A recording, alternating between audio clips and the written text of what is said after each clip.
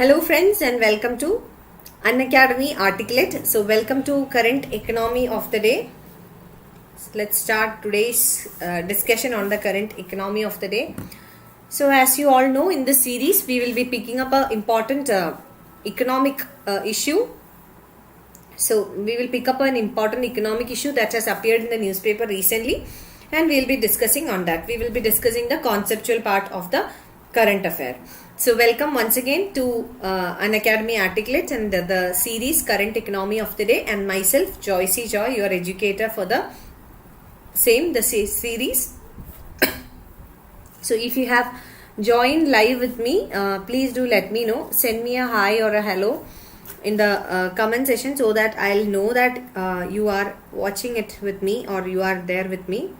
So do let me know. Send me a hi, hello.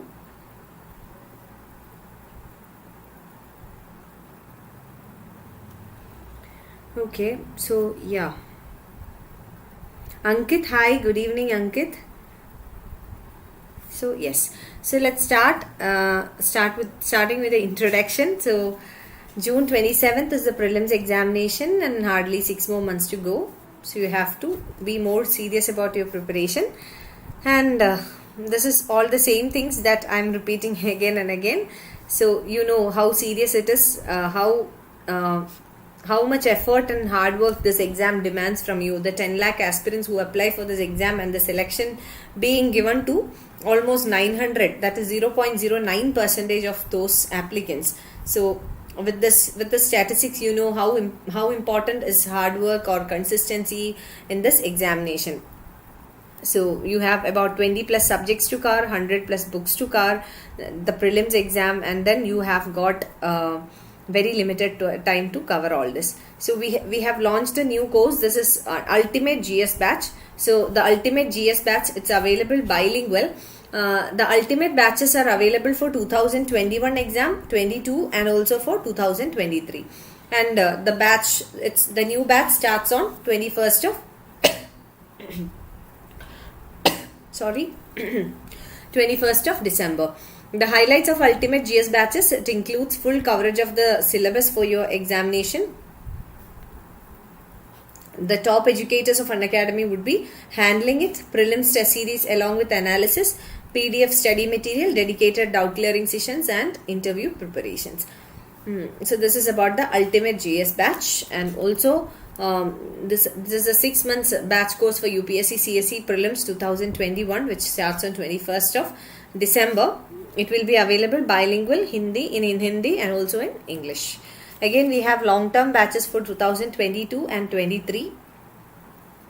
And this is regarding the Iconic subscription. So there will be soon a price hike in the subscriptions of Iconic subscription. So Iconic subscription, apart from the features that are available on Plus platform or Plus subscription, Iconic subscription comes with a connect with your personal coach. You will be assigned a mentor or a personal coach who will be assisting you or guiding you throughout your preparation. You will be getting a customized study planner. Study booster sessions will be there, and high intensity workshops, practice, writing practice, and all these are a part of the Iconic subscription. So this is regarding Iconic subscription. These are the additional features apart from that of the Plus subscription for your Iconic subscription.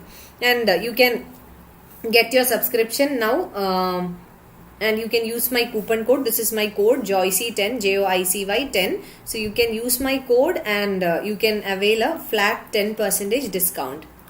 So you will be given a flat 10% instant discount by applying my code.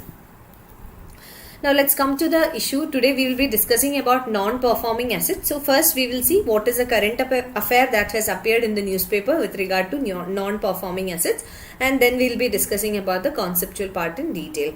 Before that, I would like to take up the comments from your side. So Anshu, hi, good evening. Vishal Tiwari, hello Vishal, hi. Tanish Rawal, hello. Viraj Gurjar, hello, how are you? I'm good, thank you so much, and I hope you are also doing good. Vishal has asked me, ma'am, how to cover economy. Ma'am, economy ko kaise cover kare? I'll come to it. After 11th, 12th NCERT, kya karna hai? Okay, definitely we'll answer this. Viraj Gurjar has commented, this class will not be bilingual. Actually, I'm from South India, but I can speak Hindi because I have a background from Bombay. I was born and brought up in Bombay, so I have hold on Hindi. I'll try to make it bilingual, but when I teach, it mostly comes out like in English. So I'll try to make it bilingual. Don't worry. सो विशाल आपका question में अभी answer करना चाहता है कि विशाल ने पूछा है कि इकोनॉमी कैसा कवर करे. 11th and 12th एनसीईआरटीज आपका बेसिक नॉलेज होगा इकोनॉमी में, थोड़ा बेस बनाने के लिए वो हेल्प करेगा. But it's very important that in economics mostly concepts are asked and applied application level questions are asked. So that will not be sufficient. 11th and 12th NCERTs will not be sufficient. So what you can do is 11th and 12th NCERTs will give you a base regarding Indian economy. And you should start reading newspaper. Even if in the beginning you don't understand anything, you should start reading the newspaper. You can go for some basic books to get an understanding about the basic terms, because terms and terminologies are very important. If you do not know what are the terms and terminologies, आपका newspaper पढ़ेगा जब भी थोड़ा मुश्किल होगा. इसलिए it's very important that आप कुछ basic books ना internet में भी आप search करके पढ़ सकते हैं. Basic terms and terminologies का थोड़ा क्लियर होना चाहिए कि आप न्यूज़पेपर पढ़ेगा जब भी थोड़ा और इजी होगा. So I will recommend you that you should regularly follow the newspapers, because in economics current affair based concepts are asked, and we will also try to cover most of the concepts in our classes. And as I always tell you, on YouTube I have some restrictions of time. I have very limited time, but when it comes to special sessions, the special classes that I take on the Plus platform, which are yet to be scheduled, so once I start the special classes, we will definitely be trying to cover more and more current affair based concepts on our special platform. So yes, that is it.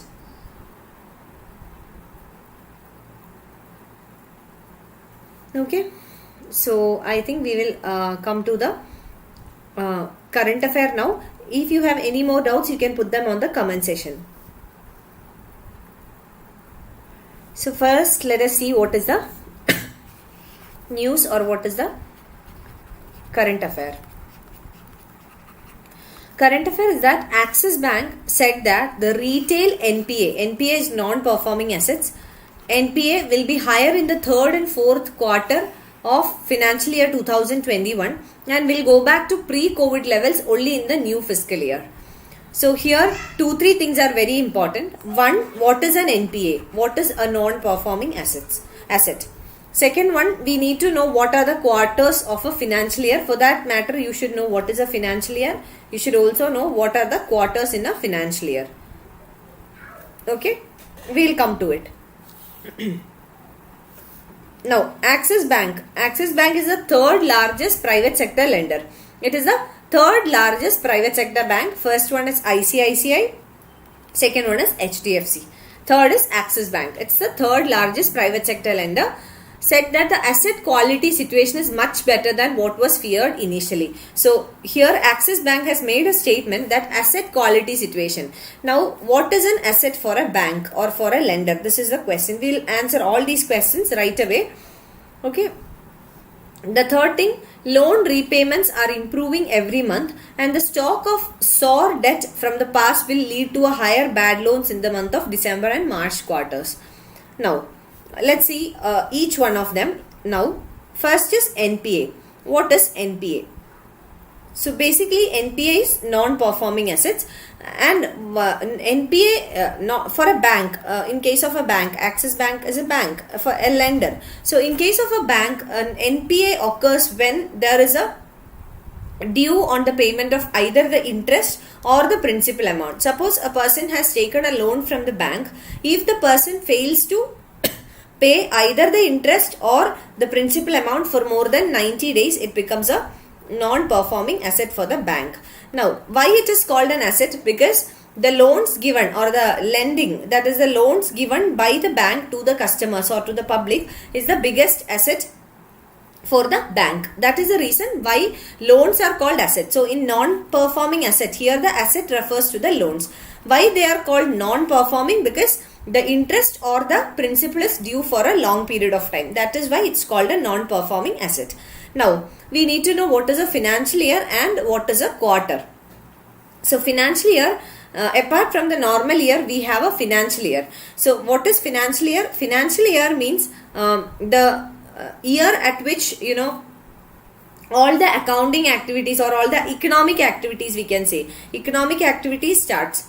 Now, a normal year starts on 1st of Jan and ends on 31st of December. But a financial year, unlike that, a financial year starts on 1st of April and ends on 31st of March. And this is also called an accounting year, because in case of accounting or in case of economics, this is how the calculations are made. For example, the calculation of GDP. All the economic transactions are calculated on the basis of a financial year. And every financial year is divided into 4 quarters. And 4 quarters with 3 months each. So, 4 quarters of 3 months. Okay. So, that is a financial year or a fiscal year. Financial year is also called a fiscal year. Okay. Now, this is regarding asset quality. The statement made by Axis Bank is that the asset quality situation is much better than what was feared initially.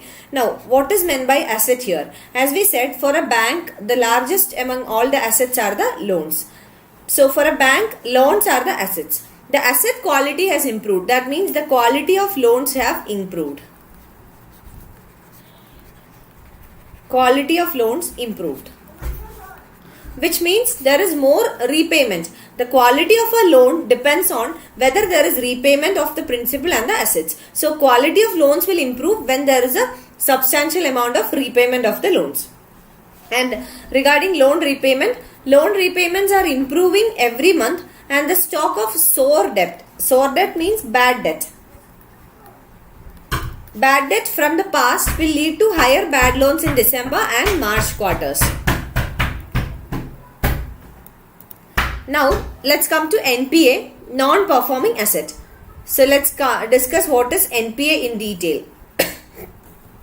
But before that, I want to take up the comments from you. I want to know from you if there is any doubts with regard to the current affair, because NPA is a very important topic. Banking sector is very important. Many a times you will get questions for prelims and mains from banking sector. So, I just want to know if you have any doubts. We will clear it off and then move ahead. So, let me know if you have come across any doubts. So, just taking up the comments. Jashobant Behra has commented that it's his first class. Thank you so much for coming. And thank you so much for being here on live.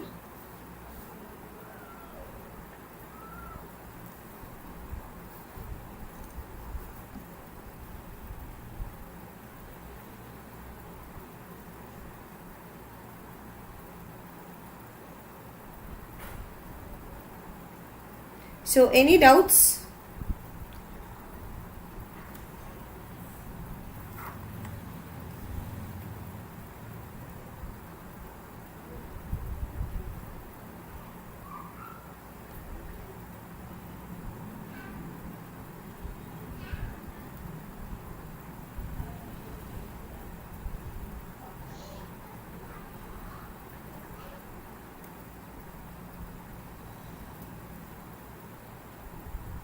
Okay, so I hope no doubts. No. Okay, let's continue. Let's come to non-performing assets, the concept. Okay. So, an asset which stops giving returns to its investors for a specific period of time is non-performing assets. But now we are discussing specifically about bank loans or bank. So, for a bank or for a lender. So, in case of bank, the loans are the largest assets for the bank. So, when we talk about a bank, the loans given by the banks to the customers, that is the asset for them. But generally, when we speak about non-performing asset, any asset which has stopped giving returns to the investor. Because an investor will make a decision to invest based on two factors. One is risk, another one is return. So, there should be a balance between the risk and return. For an investor, lesser risk and higher returns is the attractive option. So, an asset which has stopped giving returns to the investors is stopped giving returns to the investors for a specific period of time is known as the NPA. And here, what is the specific period of time? It is 90 days. That is why I said in the beginning, a loan for a bank, a loan for which the interest plus the principal amount, if it's due for more than 90 days, then it is a non-performing asset for the bank. So in most of the countries, 90 days is the ideal time, or it is the benchmark time considered to classify an asset into an NPA, non-performing asset or not. And according to RBI, the central bank of our economy, as per RBI, an asset including a leased asset becomes a non-performing when it ceases to generate income for the bank. So it includes a leased asset as well. And based upon the period to which a loan has remained, NPA is classified into three types. It's very important what are the three different types of NPAs. And how is this classification made? It is based on the period to which the loan has remained unpaid or due, or what we call as a non-performing asset. So let's see what are the three classifications. They are substandard assets, doubtful assets and loss assets. So how is this classification made? This is based on the period for which the asset or the loan has stayed as an NPA. First is the substandard assets, an asset which remains as NPAs. Okay.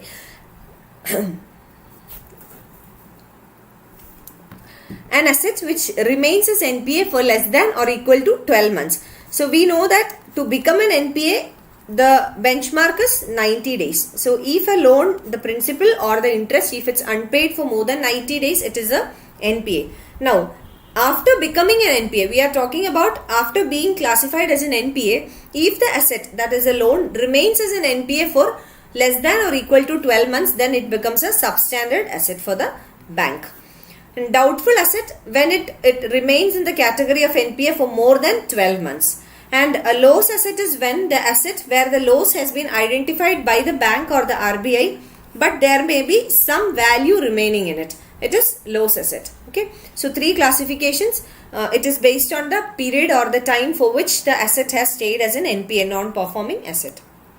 Now, impacts of NPA. Why it's a very serious matter? Why NPA, non-performing asset for a bank, is a matter of concern? Why it is a reason for concern? And along with that, we also need to understand the PCI framework, PCA framework, prompt corrective action framework of RBI. We'll come to it. Before that, let's discuss about the impacts of NPA.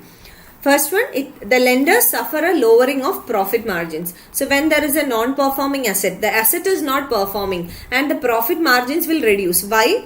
Because for any investor, the investors expects that the assets will give them the returns. So as an investor, it is expected that the assets will generate returns. But when the asset becomes non-performing, the returns will also deteriorate, which means the profit margins or the revenue margins will come down. Secondly, higher interest rates by the banks to maintain profit margin. So what will happen, especially when we talk about banks, when there are increased NPA, when the non-performing assets are high, in order to maintain the profit margin, what the banks will do, they will automatically have a tendency to increase the rate of interest on the existing loans. So what will happen? The money supply will reduce because the interest rates are high and therefore there will be lesser demand for loans or credit. So definitely the money supply will reduce, and as a result of reduced money supply, the economic growth will also substantially come down.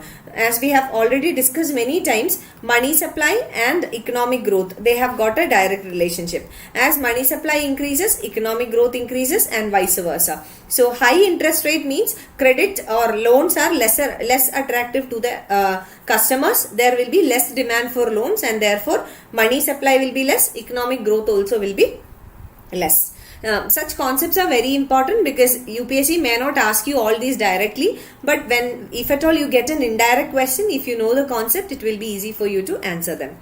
Third, the stress in banking sector causes less money available to fund other projects. So the NPA means non-performing asset. So definitely when the NPA is high, there will be a stress in the banking sector. The banks will have lesser money to lend out. So banks will have less money to lend out. So it causes a stress in the banking sector. And what will happen? the stress will create a vacuum that there will be insufficient funds in order to fund other projects. So what will happen? In that case, the pace of development of an economy will come down. So pace of development will reduce. As the investments got stuck, and it also results in unemployment. So it's a cyclical thing. First thing, the NPA, if you look it as a cycle, the increased NPA, which means bank will give out lesser loans, reduced loans. So reduced loans means lesser investment means lesser employment, lesser economic activities or lesser employment. So lesser GDP, lesser per capita income, lesser national income, lesser economic growth, etc. And also the investors will not get rightful returns. It's a low situation for the investors, any kind of investors, because they will not get the returns expected. So as I said, investment is based on two factors. One is the return factor, another one is the risk factor. So for the investors, the return will substantially reduce. And there is a balance sheet syndrome. Balance sheet syndrome means the assets has to match with the liabilities. The asset liability should match. But in case of increased NPA, what will happen? There will be a mismatch in the asset liability. So this balance sheet syndrome can also be a problem. For every company, for every enterprise, the assets and the liabilities should match. Now, I also want to discuss another concept here, that is the prompt corrective action framework of RBI. I am not going into the details of the PCA, but just to make you understand how important or how significant is the problem of NPA, I want to discuss regarding the prompt corrective action. So what is prompt corrective action of RBI? RBI takes certain action against the banks in case there is some violation of standards by the banks. So this PCA framework, or RBI imposes this PCA framework based on three factors. One is NPA, non-performing assets. Second one is return on asset. Third one is CRAR, capital to risk weighted asset ratio. So if any of these three parameters shows a poor performance, the RBI will take up prompt corrective action against the banks. That is, corrective action or disciplinary action will be taken. We will discuss about the PCA framework later in a different lecture in detail. But why I told you or mentioned about the PCA framework right now in this session is because I wanted to let you know that under the PCA framework also the most important or one of the most important factors is the NPA, return on assets, and CRAR, capital to risk weighted assets ratio. So these are the three factors considered. So NPA is very important factor here, and I just wanted to let you know about the significance of NPA, maintaining proper NPA balance in the NPA by the banks. Just taking up the comments. Tanish Rawal, please thoda Hindi bhi. Okay, I'll try. And Solis has commented, happy to see you back. Thank you so much. And I am also happy to join you back. So I hope there are no doubts from whatever we have discussed till now. If you do have any doubts, please let me know in the comment section.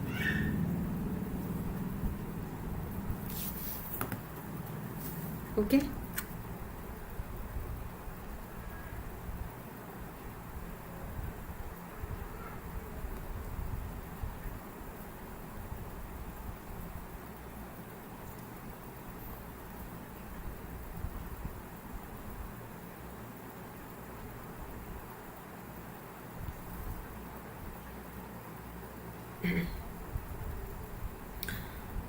Ramkumar, good evening. Ankit, no doubts. Okay. N. Venugopal, first class, interesting to listen. Thank you so much. Thanks a lot. That was a real good comment. Okay, I hope there are no doubts. If at all you have any doubts, please do let me know. Otherwise, we'll continue because this is a very important topic and you must have noticed that many a times UPSC has asked you questions from NPA and banking related. So yes, so if at all you have any doubts, please make sure that you clarify them and then we'll move ahead. Even though you study only very little, make sure you study it completely. You study the core concepts very clearly. Okay. Sabha Khan, hi Sabha, good evening.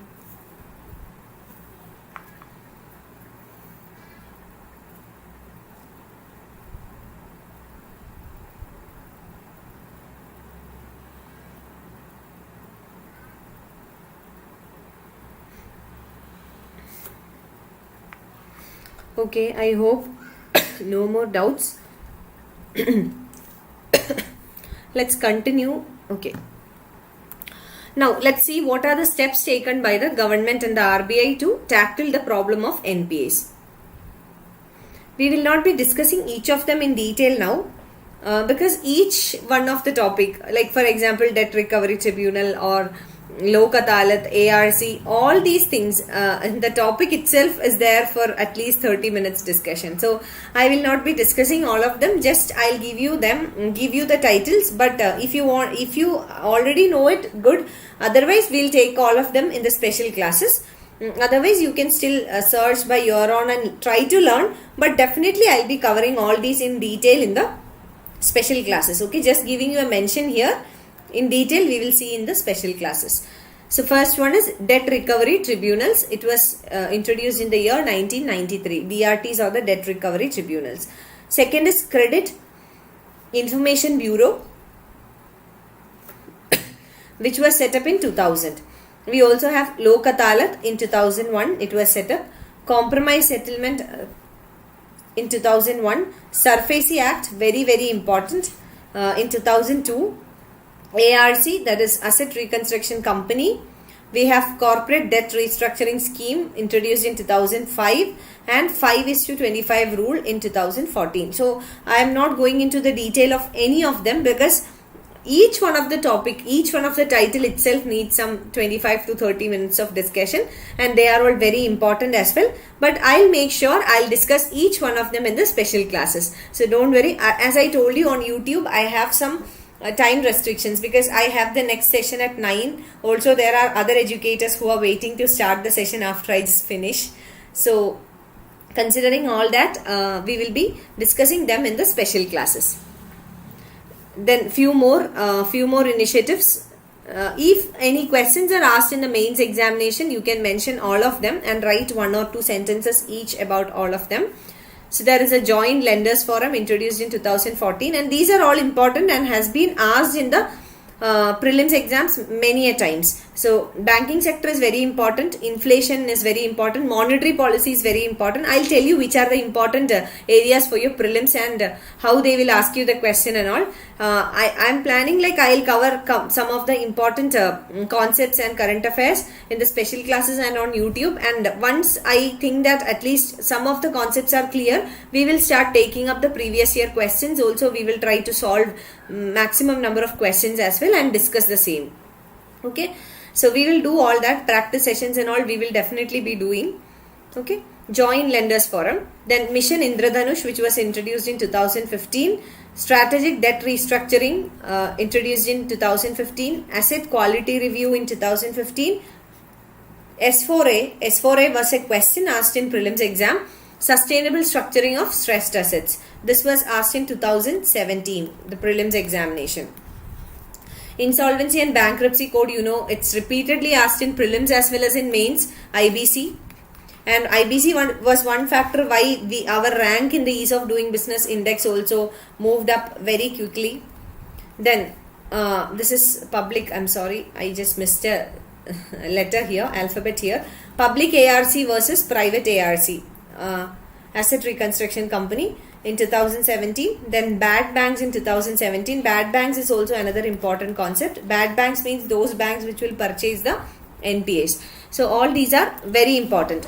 So here I have not gone into the details of all the subtopics because as I told you, it will consume a lot of time and we do not have the luxury of time on YouTube, but definitely we have the luxury of time on special platform, plus platform. So we will be taking up all of them in the special classes. So once the schedule is finalized, I'll share it with you. You can join with me on the special platform on special classes. So there we will try to teach, or we will try to understand the concepts very clearly, in detail, comprehensive. So that is all for today. Okay, I'll just take up the comments. If you have any comments, suggestions or anything, you can let me know here. Hari Yadav has commented, good evening Ma'amji. Ma'amji, here my first class, very nice teaching. Thank you so much Hari. And speed slowly please. हाँ जी, ये तो मुझे बहुत सारे जन बोलते थे कि मेरा स्पीड तो बहुत ज़्यादा है. I'll try to reduce my speed, the pace from next session. I'm really sorry if it has bothered you or if it has, distracted you. I'll try to be little more slow. I know that is one big problem with me. I start speaking, I start taking the class and it continues like that. So I'll try to solve it. Give me some time. Sabha Khan has asked me, ma'am आप daily class लेती हो? Yes, I take classes every day. रोज होता है मेरा class.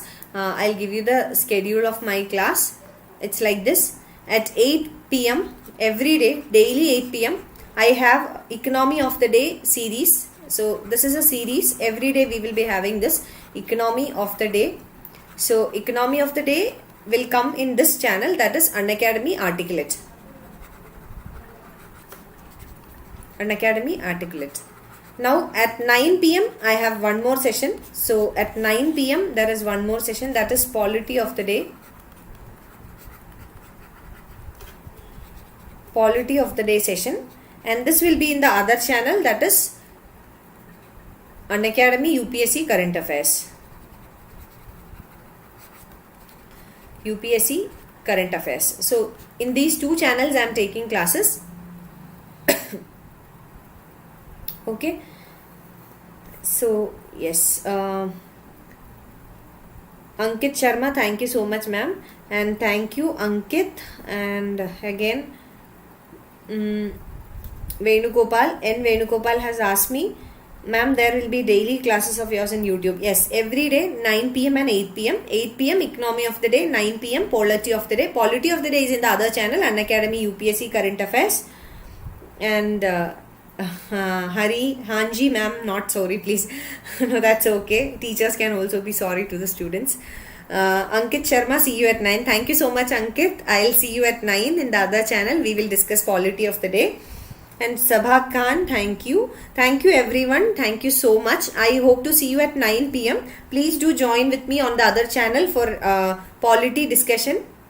Polity of the Day discussion. Today we'll be discussing about CBI, Central Bureau of Investigation. So we will be discussing about that in detail today. So please do join with me on the other channel at 9 p.m. And thank you so much for watching, and all the very best for your preparations, and God bless you all. Stay blessed. Good night. Not good night. I'll see you at 9. See you. Bye-bye.